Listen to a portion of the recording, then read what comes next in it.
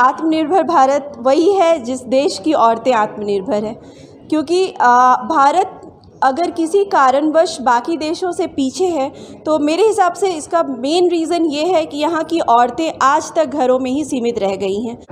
खिड़कियों से झांकती है रोशनी, बत्तियाँ जलती है घर घर रात में। नमस्कार, लाइव इंडियन गार्ड से मैं मल्लिका। आज लाइव इंडियन गार्ड की टीम पहुंची है IIT ISM कैंपस, जहां ACIC डिपार्टमेंट मना रहा है स्टार्टअप फेस्टिवल, जिसका टैग लाइन है लोकल टू ग्लोबल। यह कार्यक्रम इस कारण भी खास है क्योंकि ये दीपोत्सव की बेला में मनाया जा रहा है। कहीं ना कहीं हम ये मानते हैं कि एक अच्छे स्टार्टअप से दिलों को जीता जा सकता है। एक अच्छे स्टार्टअप से हम नई कहानी लिख सकते हैं। तो स्वागत है आपका इस स्टार्टअप फेस्टिवल में। भारत त्योहारों का देश है। आज पूरा देश धनतेरस मना रहा है। मुझे लगता है कि 125 करोड़ की आबादी एक अलग कहानी लिख सकती है और आज हम सभी साक्षी बनेंगे इस स्टार्टअप फेस्टिवल में कि सामान्य से लोग, सामान्य परिवार से ताल्लुकात रखने वाले लोग किस तरह एक आइडिया से अपनी दुनिया बदल रहे हैं और पूरी अर्थव्यवस्था को भी। एक उद्यमी अपने उद्यम रूपी साम्राज्य का सब कुछ होता है। वह अपने बलबूते इस साम्राज्य को चलाता है। स्टार्टअप किसी आइडियल्स या आइडियाज़ तक सीमित नहीं है। स्टार्टअप किसी इन्वेंशन या इनोवेशन तक सीमित नहीं है। स्टार्टअप सपने और उम्मीदों तक सीमित नहीं है। स्टार्टअप के लिए ज़रूरी है वर्तमान में भविष्य की सोच। आज से 1.5 साल पहले प्रधानमंत्री मोदी जी ने कहा था आत्मनिर्भर भारत। आत्मनिर्भर भारत की इस गाथा को हम कुछ ऐसे समझते हैं। जब हम स्टार्टअप की ओर बढ़ते हैं, मन में कई तरह के संकोच साथ घर करते हैं, लेकिन एक आइडिया जो बदल देगी सबकी दुनिया, इस फिलॉसफी के तहत अब काम करना ज़रूरी है। वक्त ज़्यादा बीता नहीं है, अमेरिकी मॉडल पेरिस हिल्टन भारत आई, वो भी भारतीय परिधान में, और उनका टैग लाइन था वोकल फॉर लोकल। राहों में कांटे बिखरे हैं मगर उनमें फिर भी तो चलना ही है। पाँव में छाले हैं फिर भी उन संग ही चलना ही है। आज ये गूंज रहा है ACIC डिपार्टमेंट में।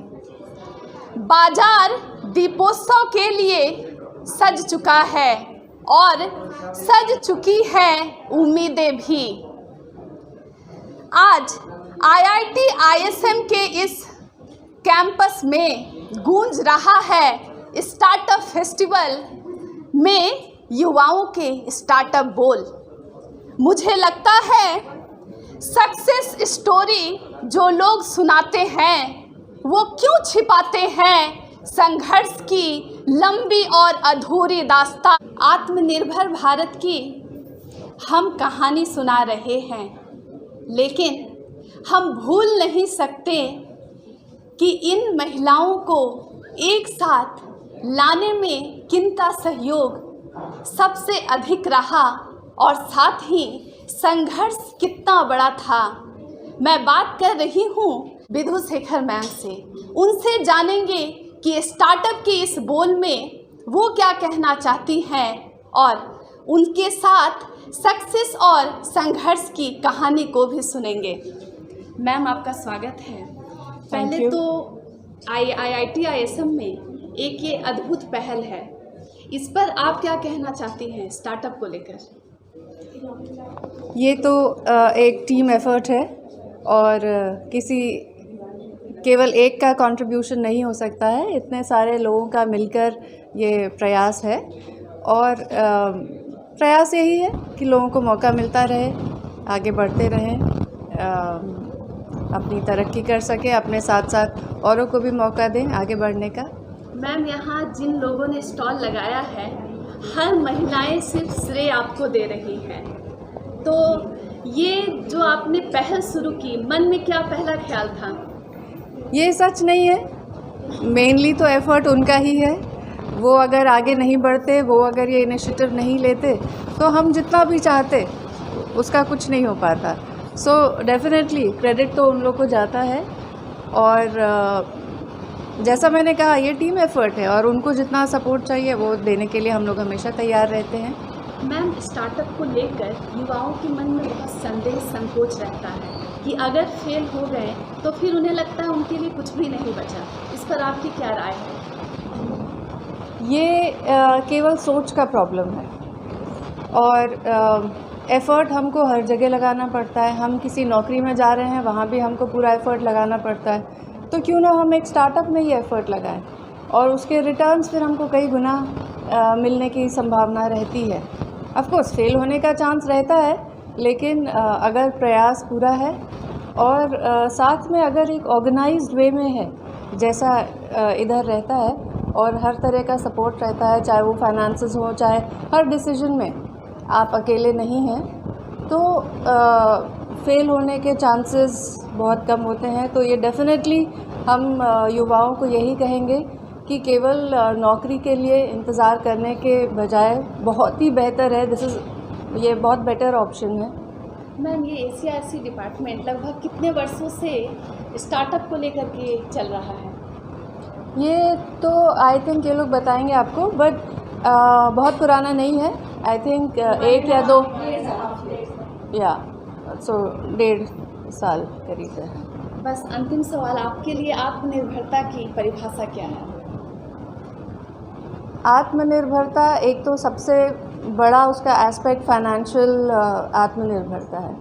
अगर आप फाइनेंशियली आप सक्षम हैं, आपको किसी और पे निर्भर करने की ज़रूरत नहीं है इसके लिए, तो वो सबसे बड़ी चीज़ है। और एक बार वो आती है तो बाकी चीज़ों में भी आत्मनिर्भरता आती है। हम हर डिसीजन के लिए हम दूसरे का मुंह नहीं देखते कि अच्छा अब इसमें क्या करना था, अब ये क्या था। सो एक वो कॉन्फिडेंस भी आता है कि हम अपने निर्णय खुद ले सकते हैं। तो आज के इस फेस्टिवल में आप सारी महिलाओं को क्या मैसेज देना चाहेंगी, धनबाद की महिलाओं को जो अभी भी सोच ही रही हैं? हम सबसे पहले तो इन महिलाओं को हम कॉन्ग्रेचुलेट करेंगे कि उन्होंने ये कदम लिया है, उन्होंने ये डिसीजन लिया है आगे बढ़ने का, आत्मनिर्भरता की ओर। और नॉट ओनली अपने लिए, वो सभी औरों को भी एम्प्लॉय कर रहे हैं, तो वो दूसरों को भी मौका दे रहे हैं आगे बढ़ने का। और हम आगे भी रास्ता दिखा रहे हैं वो लोग औरों के लिए।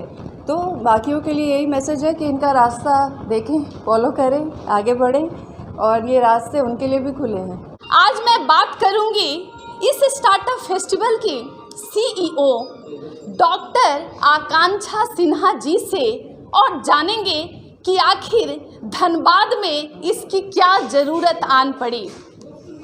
मैम, ये जो स्टार्टअप फेस्टिवल आप मना रहे हैं, पहले तो ये आइडिया कैसे आया और धनबाद में ये कैसे गूंज रहा है? धन्यवाद आपका यहाँ आने के लिए और हमारा इवेंट कवर करने के लिए। ये एक्चुअली ACIC जो है वो अटल कम्युनिटी इनोवेशन सेंटर, ये नीति आयोग ने का इनिशिएटिव है। तो नीति आयोग का जो उद्देश्य है वो यह है कि वो टायर 2 और टायर 2-3 सिटीज़ जो ऐसे डिस्ट्रिक्ट्स जिनको बहुत प्रॉपरली सुविधाएं प्राप्त नहीं होती हैं, उनके वहाँ के लोगों में स्टार्टअप्स का एक उद्देश्य जगाना। तो ये हमारे लिए, इसीलिए हम लोग ये सोचकर आज हम लोगों ने ये स्टार्टअप फेस्टिवल किया है। और हमारे यहाँ अभी तत्कालीन 30 स्टार्टअप्स इंक्यूबेटेड हैं, जिसमें खासकर महिलाएं जुड़ी हुई हैं जो अपने घरों से निकलकर अब आगे आ रही हैं और वो अपना स्टार्टअप्स की तरफ ध्यान दे रही हैं। तो मैं ये प्रार्थना करूँगी, लोगों से आग्रह करूँगी कि वे आएँ और आकर हमारी महिलाओं का ये बढ़ाएं, हौसला बढ़ाएं। जैसे कि युवाओं के पास कई रास्ता है, या वो नौकरी कर सकते हैं, व्यापार और अब स्वरोजगार। आप क्या समझती हैं इस बारे में, क्योंकि युवाओं में इसको लेकर डर है कि कहीं फेल हो गए तो क्या होगा? देखिए, ये फेलियर स्टोरी जो है वो तो आप अगर नौकरी करेंगे तो वहाँ भी हो सकता है कि आपका इच्छा ना करे कंटिन्यू करने का। और आजकल एंटरप्रेन्योरशिप पे सरकार भी ज़्यादा ध्यान दे रही है, और चूँकि हम देख रहे हैं कि जॉब्स बहुत ज़्यादा है भी नहीं। अगर हम बहुत गवर्नमेंट जॉब की तरफ भी जाते हैं तो उसकी सीट्स लिमिटेड होती है, या कोई प्राइवेट ऑर्गेनाइजेशन में भी काम करते हैं तो शायद आप उतना टाइम जितना देना चाहते हैं आपको उससे ज़्यादा देना पड़ता है। तो अगर आप एंटरप्रेन्योरशिप करते हैं या स्वरोजगार करते हैं तो आपको किसी के अंडर में काम नहीं करना पड़ेगा। आप अपना फ़ैसला, अपना सारा डिसीज़न खुद से ले सकेंगे। ऐसे भी अगर किसी काम को आप अपना समझ कर करें तो वो आप ज़्यादा बेहतर तरीके से कर पाएंगे, बजाय इसके कि आप किसी के अंडर में रह के करें। आपकी नज़रों में आत्मनिर्भर भारत की परिभाषा क्या है? मेरी नज़रों में आत्मनिर्भर भारत वही है जिस देश की औरतें आत्मनिर्भर हैं। क्योंकि भारत अगर किसी कारणवश बाकी देशों से पीछे है तो मेरे हिसाब से इसका मेन रीज़न ये है कि यहाँ की औरतें आज तक घरों में ही सीमित रह गई हैं। तो अगर हमारे देश की औरतें आत्मनिर्भर बनती हैं, वे आगे बढ़कर आती हैं और अपने आप को स्वरोजगार की तरफ जोड़ती हैं, तो वही आत्मनिर्भर भारत की परिभाषा होगी। मैम, भारत में एक स्वदेशी क्रांति आई है, लेकिन आज जिस तरह चाइनीज़ बाज़ार हमारे भारतीय बाज़ार पर कब्जा कर लिया है, इस पर आपकी क्या राय है? कैसे कोई चाइनीज़ प्रोडक्ट को छोड़ करके अचानक से इस तरह स्वदेशी दिए को खरीदने लगे? ये जो बदलाव हुआ उस पर बताइए कुछ। ये बदलाव अभी भी बहुत ज़्यादा तो हुआ नहीं है, क्योंकि आप देखोगे तो अभी भी वो चाइनीज़ बल्ब हम सब लगा ही रहे हैं। तो हाँ, लेकिन एक पहल ज़रूर हुई है और इस पहल को हम चाहेंगे कि हम लोग इसको आगे लेकर जाएं। क्योंकि अब जैसे बीच में मैंने देखा था कि एकदम से दियों का सेल कम हो गया था या बंद हो गया था, बट अब जो लोग हैं उसको डेकोरेट करके उसको डिफरेंट तरीके से प्रेजेंट कर रहे हैं कि बल्ब छोड़कर लोग एटलीस्ट दियों का इस्तेमाल करें। तो अभी चाइनीज़ बाज़ार एकदम से बंद तो नहीं हुआ है, लेकिन हाँ, एक पहल हुई है और हम लोग इसको आगे बढ़ा सकते हैं। इसके लिए हमें ही दृढ़ संकल्प लेना होगा कि हम अपने देश को, अपनी चीज़ों को कैसे यूज़ करें ज़्यादा से ज़्यादा। मैम, IIT ISM के जो छात्र नहीं हैं और यहाँ जो लोकल यूनिवर्सिटी के छात्र हैं, अगर वो आपके स्टार्टअप से जुड़ना चाहें तो उन्हें क्या करना होगा? मैं बताना चाहूँगी कि कुछ लोग हैं हमारे यूनिवर्सिटी से, कुछ लोग जुड़े हुए हैं, तो उन्हें बस कुछ नहीं करना है, उन्हें आना है। हमारे पास ACIC बिल्डिंग है, CRE बिल्डिंग है 4th फ्लोर पे ISM के।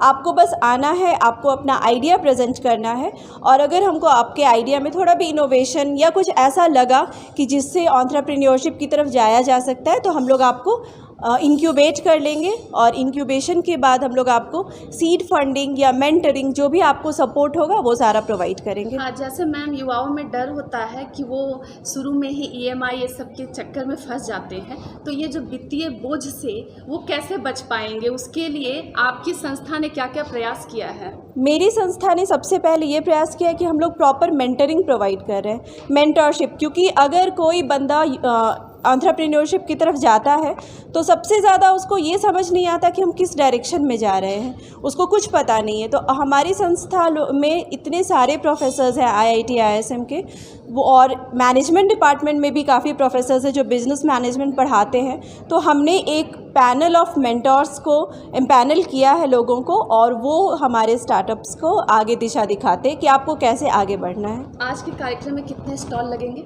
आज के कार्यक्रम में टोटल 8 स्टॉल लग रहे हैं। तो वो सारे धनबाद के ही लोग हैं? हाँ, सारे धनबाद के ही लोग हैं। कुछ खासियत बताइए कि आज क्या होने वाला है? मेन है हमारा जो ACIC IIT ISM में एक लैब है जिसका नाम है natural plant based product development laboratory. इस लेबोरेटरी में हमने ऑर्गेनिक सोप्स बनाया है, परफ्यूम्स बनाया है जो कि एकदम फ्लावर्स से बने हुए एकदम नेचुरल है। तो सोप्स जो है वो डिफरेंट टाइप्स के हैं, चारकोल, नीम। तो आज ये जो स्टार्टअप फेस्टिवल है, it is the launch of those particular items. और दूसरा है कि हमारे काफ़ी सारे स्टार्टअप्स हैं जो कि दिवाली से रिलेटेड चीज़ें बना रहे हैं। जैसे आप देख सकते हैं, दिया है और कुछ स्नैक्स भी हैं, कुछ कैंडल्स है, अरोमा बेस्ड कैंडल्स है। तो ये सारे स्टार्टअप्स, कुछ घरौंदा, कुछ फ्लावर्स, जो भी है मैक्सिमम चीज़ें जो है वो हैंडमेड है। मैम, स्टार्टअप से जुड़ा एक संवेदनशील सवाल है। जैसे किसी बच्चे के पास आइडिया है, लेकिन गार्जियंस जो हैं वो चाहते हैं कि वो कहीं भी सेटल हो जाए, स्टेबिलिटी मिले, लेकिन बच्चा चाह रहा है कि मैं अपने आइडिया के साथ आगे बढ़ूं। वैसे परिवार को आप क्या मैसेज देना चाहेंगी?